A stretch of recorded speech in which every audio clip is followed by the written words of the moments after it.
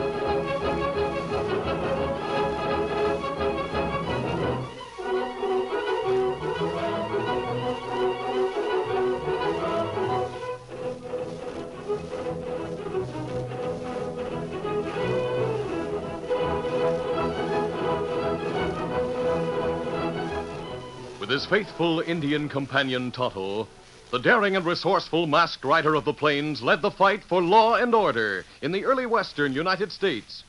Nowhere in the pages of history can one find a greater champion of justice. Return with us now to those thrilling days of yesteryear. From out of the past come the thundering hoofbeats of the great horse Silver. The Lone Ranger rides again. Come on, Silver. Let's go, big fellow. Hi-Yo Silver! Away!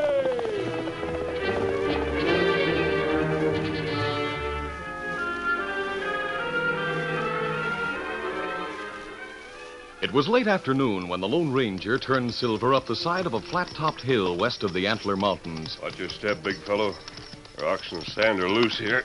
In the next valley lay Unity, a gold mining town, to which Tonto had gone to get a rifle repaired, while the Lone Ranger sought a suitable camping place.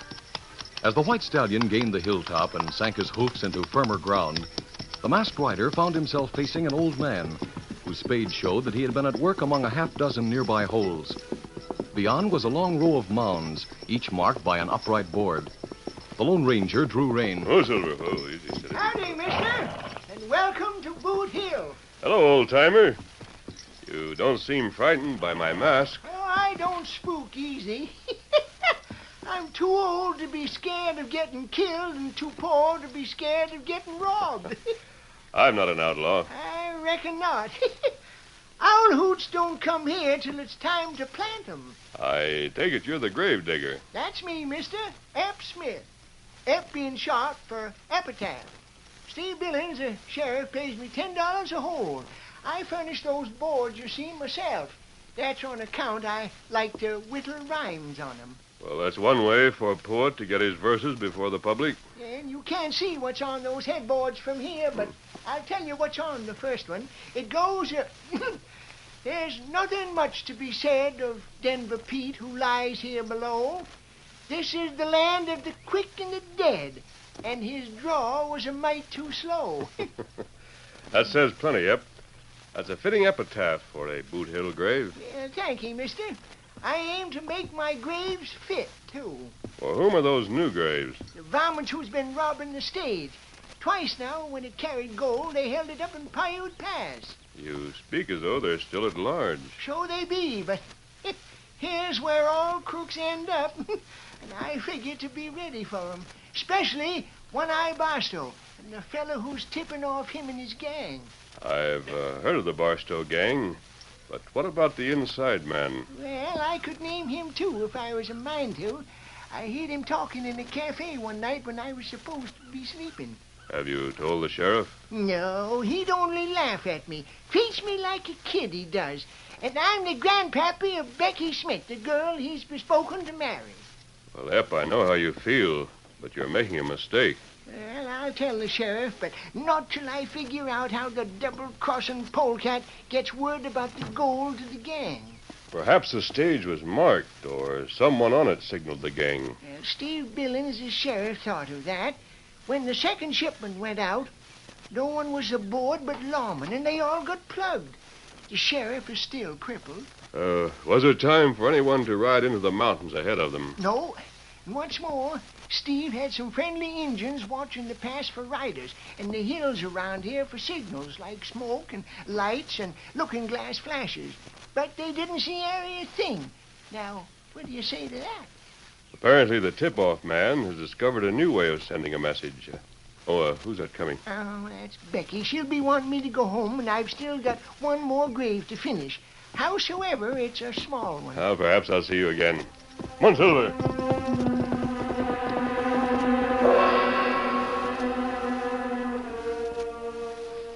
A few hours later, all was silent on top of Boot Hill.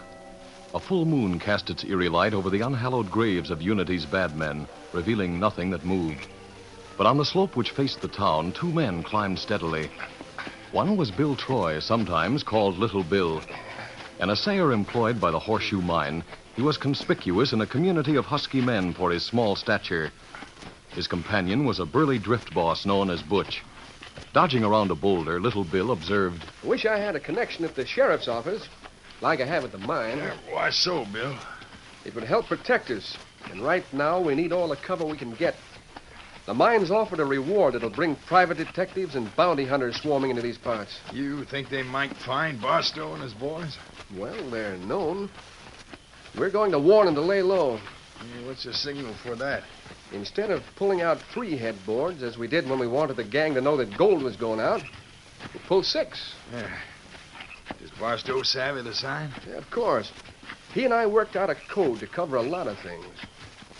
The first thing every morning, he takes a look at this hilltop through field glasses. You want me to wait up here and put them back? Right. Have them in place again an hour after sunrise. Old Ep never gets up here before that time. And nobody else pays any attention to the graves. Here are the 3 markers we pulled before. Start with them. Yeah, sure. Here comes number 1. Butch. Something's crawling out of that grave over there. A ghost. Easy. No, it's only old Ep. What are you fellows doing? Just taking the air, Ep. You're that run from the mine, Little Bill Troy. What of it? What you do to that headboard? Butch leaned on it and it fell over. Seems you stayed up here mighty late. Well, I got tuckered out and took me a nap. Now I better set that board up again. Yeah, what for? Nobody cares about the critter buried here. I reckon you're right, but that board at his head, it's got to stand up so my verse can be read. You hear how that rhymed? Oh, I'm good, I am. But I can't figure a rhyme for polecat. What? He's dotty, Bill. Let's get out of here. Now, hold on. I can tell from the hole where this board stood that it wasn't pushed over. You varmints pulled it out. Suppose we did. You sawed-off scallywag. It's just like I suspicioned. You've been tipping off them hold-up men. You're crazy. You come up here to send a message. I savvy your system now. And you savvy too much. Don't you pull a gun on me. Watch out for his speed. Bill Troy, your grave is dug. He's finished. But I can't see what put him on to us. Maybe he spilled something to the sheriff. No, I saw Billings today. He was as friendly as ever. And he's not the sort who can hide his feelings. The shooting was bound to be heard. We got to vamoose. Not till we cover our tracks. My shoe prints are a dead giveaway. Hey, here's some brush. I'll drag it around. Make a good job of it now. I'm putting the marker back. Bill, there's some fresh hoof prints. Hoof prints? Someone was here before us. Leave him alone. I have an idea.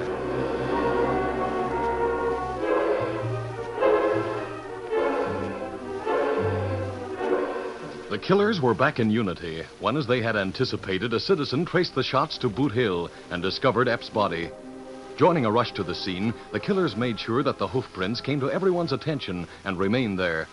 A lantern appeared, and with its aid, Little Bill made a show of using his science to read sign, taking measurements where the prints were well defined, drawing sketches and examining scratched stones. Meanwhile, Sheriff Billings, his wound still unhealed, had managed to get to the jail office where other townsmen were gathered. In the crowd was Tonto, who had been delayed in town by the slow work of a gunsmith. As the Indian watched and listened, a young woman burst through into an open space where the sheriff stood using a Ballard buffalo rifle to support himself. She was sobbing. Steve, is it true about Grandpa? Becky, darling, I'm afraid it is. Oh, why would anyone do that to a harmless old man? I don't know, honey. I should be up on the hill to find out right now, but I can't walk or ride that far. Who's got a buckboard? Take it easy, Sheriff. I just came from there. Little Bill Troy's reading the sign, doing a mighty good job. But it's my duty Steve, to... You hadn't ought to be out of bed even. Becky, what was your grandpa doing on Boot Hill at night? I was up there just before dark. He was digging graves and he wouldn't come home with me. If I'd only... Oh, now don't, Becky, don't. It wasn't your fault, honey. He had no call to be digging graves. Just as I got to the hilltop, a tall man on a white horse rode down the other side.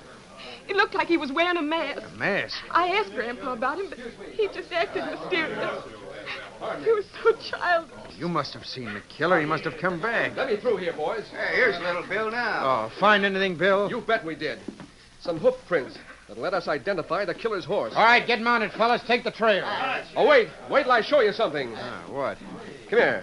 See here. It's just a rock. Look at that scratch. A shoe on the killer's horse made that. Now, wait, look closer. You'll see some bright specks here. Those are particles of silver. They can't be. This isn't no rock. They're silver just the same. I stopped and tested them in my office. That means The killer rides a horse with silver shoes. So come on, boys, let's get him. Follow me.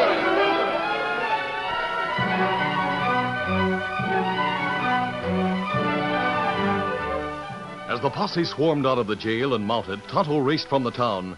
Knowing that the Lone Ranger would camp close to water if possible, he followed a creek, cut his trail, and soon found him. Hurriedly, he told of the murder and explained the danger.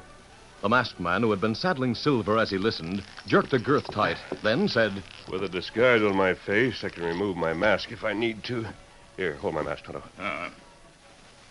Maybe you better pull Silver shoes. No, he couldn't travel without them in this country. You leave clear trail. Easy to follow in moonlight. Oh, storm's coming up. The moon will soon be clouded over. Yeah, that will do. The mask, Tonto. Thanks. What we do now? You're not suspected, so we'll separate and try to meet in town. What's he coming now? You head for that woods. I'll draw them off. Easy, big fella. Easy, Scout, easy, fella. Come on, Silver! Come on, Scout! As the Lone Ranger and Tonto parted, the moon disappeared behind a thunderhead. Through a trick of fading light and gathering shadows, the great white stallion and his masked rider vanished, instead of diverting the posse's attention from Tonto and Scout. Faster, Scout, faster! Who remained for a moment clearly visible. There he goes. Plug him. Get him up, Scout! Them fellers plenty close. He's heading for that timber. Get him up, Scout! We soon be safe. As Scout crashed into the underbrush fringing the timber, the horse swerved under a tree with low-hanging branches, which were all but obscured in the deeper darkness of the woods. A limb caught the side of the Indian's head with a stunning impact. Hurled from his saddle, he fell at the foot of the tree. Seconds later, the posse men were upon him. All right, we got him, boys. Take a look at him, Butch. Yeah, sure. Steady, boy. Yeah. It's an Indian. What? An Indian? He dead? Yeah, just knocked out. Likely by a limb. There's his horse. Here, boy. Steady, boy. Hey, what are we going to do with the rich kid? Stretch his neck, of course. I got a rope, and this tree is right handy. And hoist him on his cayuse.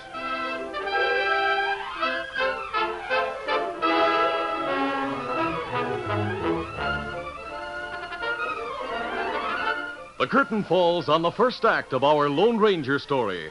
Before the next exciting scenes, please permit us to pause for just a few moments.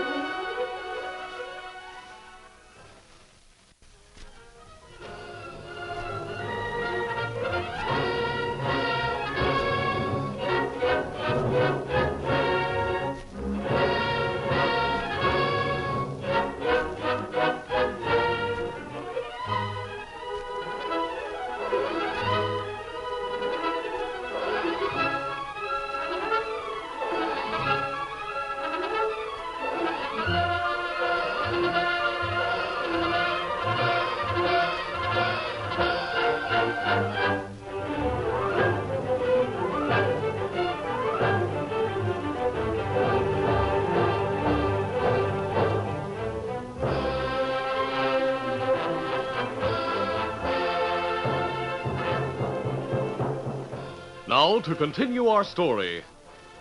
Epitaph Smith, the aged caretaker of Boot Hill, had been murdered after telling the Lone Ranger about a mysterious gang of stage robbers. The masked man was suspected of the crime. Tonto warned him of his danger, and the two separated. A short time later, the Indian was captured by a posse led by Little Bill Troy, the actual killer and inside man in the stage holdups. Although Tonto was unconscious from a collision with a tree, Little Bill proposed to hang him on the spot. Then one of the possemen shouted, Hold on, Bill. The Injun's horse isn't shod with silver. Well, either you gave us a wrong steer, we got the wrong man. Oh, wait, this Indian must be a confederate of the man with a silver-shod horse. Likely the two camped together and the other didn't give us a slip. Well, maybe so. We're taking him to town where the sheriff can question him. How about it, Bill? You heard the boys.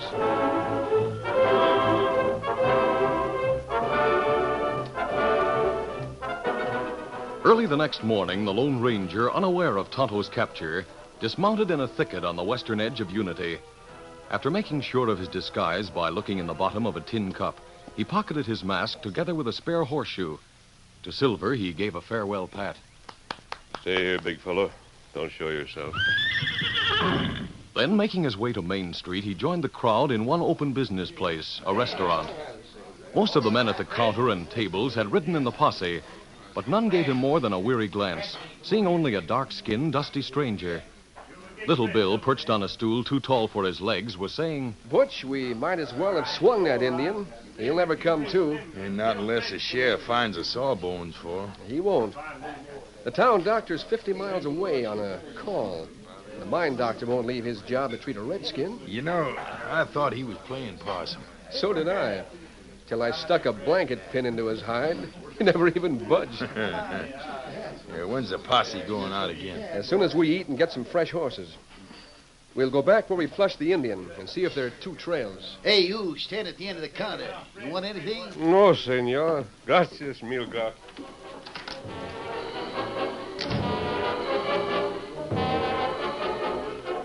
The Lone Ranger, disguised as a Mexican, left the restaurant and went to the sheriff's office. You're the senor sheriff, see? Sure. What do you want? I've murdered my friend. Hola, there he is. Mio amigo. Stay back, please. He's badly hurt. Ah, see here, Mexican. What do you know about that redskin? Oh, yes, tonto. Bueno amigo. Bueno indio. A good Indian, you say? Si. Yeah, before I believe that, you've got to do some explaining. Oh, most gladly, senor. Tonto and I look for outlaws. Hunting bandidos is with us what you call a business. You sabe? I reckon you mean you're professional bounty hunters. Now, will the senor tell me what happened to my friend? Well, he hurt himself while my boys were chasing him. They mistook him for a masked fellow with a silver-shod horse. That fellow's a killer, and it looks like your partner was mixed up with him somehow. Oh, it's true Tonto knew about that masked one. I know, too. You do? Tonto knows where he was. I know where he will be. Then spill it pronto. You take me for one big fool, senor. I will say nothing till we make the deal. What kind of deal? I will find the masked one for you if you will let me take my friend. Huh? Now, look, you can't run a bluff on me. You're just trying to talk the Indian out of jail. Oh, here is something that will show you I have been where the masked man was. Look. A silver horseshoe. Now you're satisfied, see? I still think it's a trick. Oh, please, Steve, take him up on his bargain. That's what I say. You've got nothing to lose but an engine as good as dead. That's right. All right, Mexican, you win. The Indian's pony is outside. Bueno, I will take my friend. You will hear from me mañana.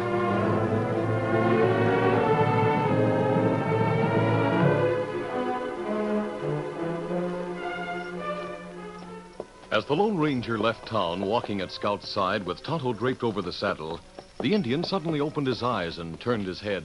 Kimasabi, me all right. Tonto, I thought... Me all over bump on head. Me play possum. Ever since Little Bill try hang me. It was a thing to do, but you even fooled me. Wait, don't move. What matter? Sheriff is having us shadowed. Oh.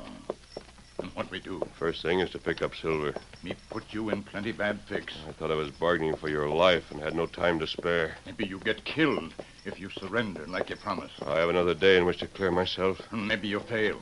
And I'll still keep my word.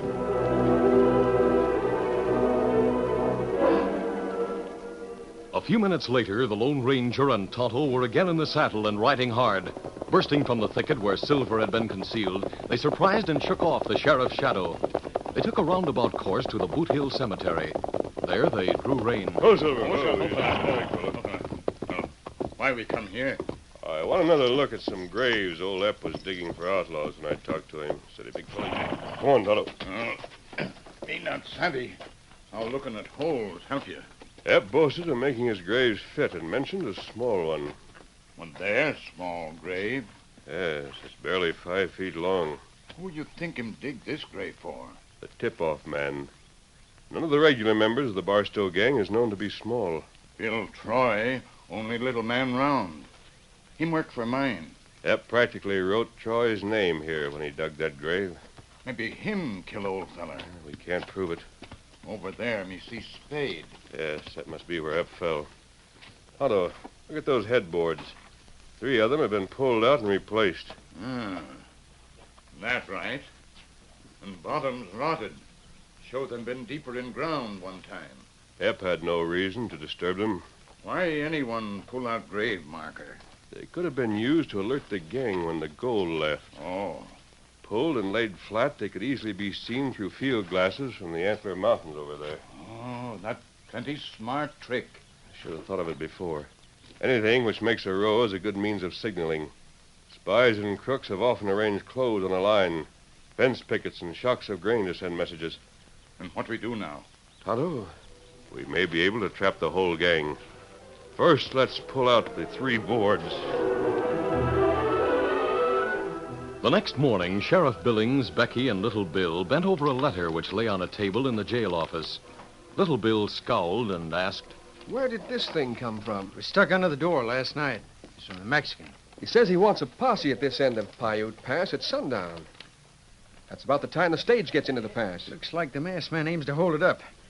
Maybe he's Barstow. Maybe we can corral the whole gang. There won't be any gold on the stage, but I'll lay it so it won't be in the way.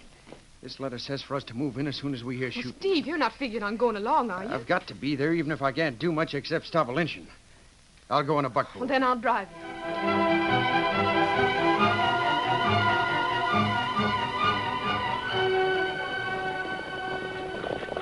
As the sun dropped behind the peaks of the Antlers, the posse reached the mouth of the pass and drew rein. Hold there. Little Bill and Butch, who had been riding a short distance apart from the other horsemen and buckboard which carried Becky and the disabled sheriff, brought field glasses into play.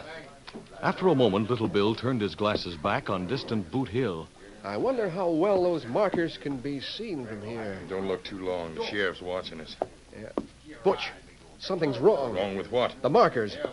3 of them are down. And the boys must be in the pass waiting for the stage. Somebody's tricked us. We've got to warn them. Yeah. Get up. Get up. Oh, Sheriff, Butch and I are going to scout around a little. All right, go ahead. Get up.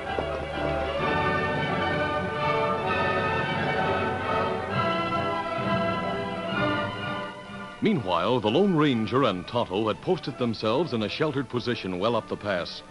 The Indian's face, usually expressionless, bore an anxious look. He was saying, Kimasabi, look like outlaws not show up. We'll wait a while longer.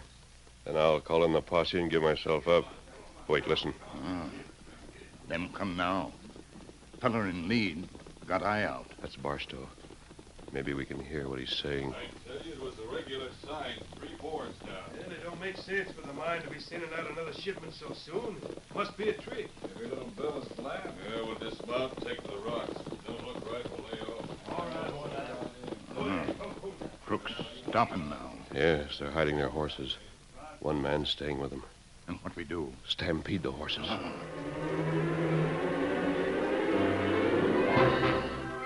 Slowly worming their way along the side of the pass, the Lone Ranger and Tonto gained the top of a boulder a few feet above the horseholder's head. In the meantime, the other outlaws had disappeared into separate hiding places. At a sign from the masked man, both he and the Indian leaped. The impact of the Lone Ranger's body on the guard's shoulders hurled him to the ground, where he lay gasping for breath, unable to reach his gun before he was disarmed. At the same time, Tonto had landed in front of the horses, waving his shirt in one hand, firing into the air with the other, and yelling. Snorting with terror, the animals bolted back up the pass. From below, One-Eye Barstow roared. Our horses are getting away. Come on. Stand still. Drop your guns. How's he come from on the way? You fellers in trap. Hey, there's only 2 of them. We can get him. Keep him down, Tonto.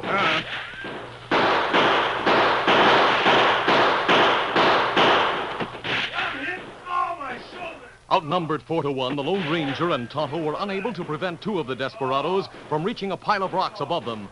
The maneuver exposed them to direct fire.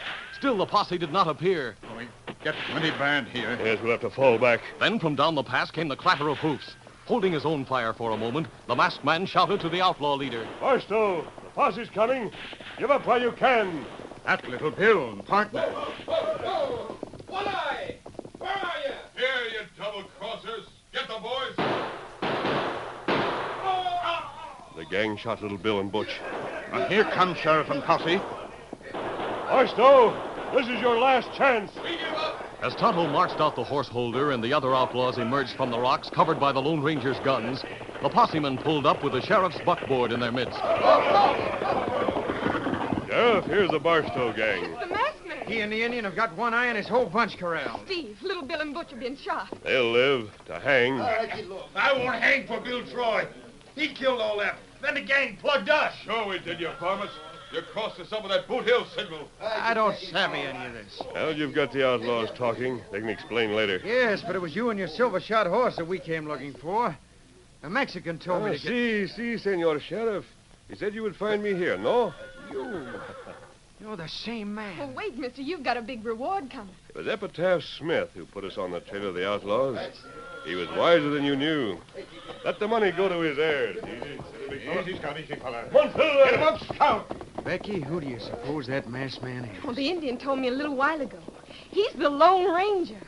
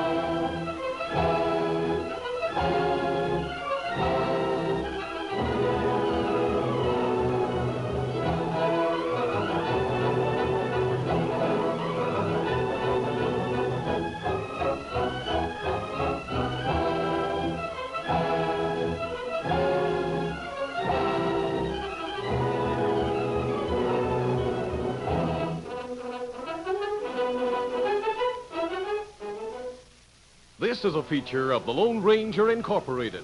Created and produced by George W. Trendle, directed by Charles D. Livingston, and edited by Fran Stryker. The part of the Lone Ranger is played by Brace Beamer.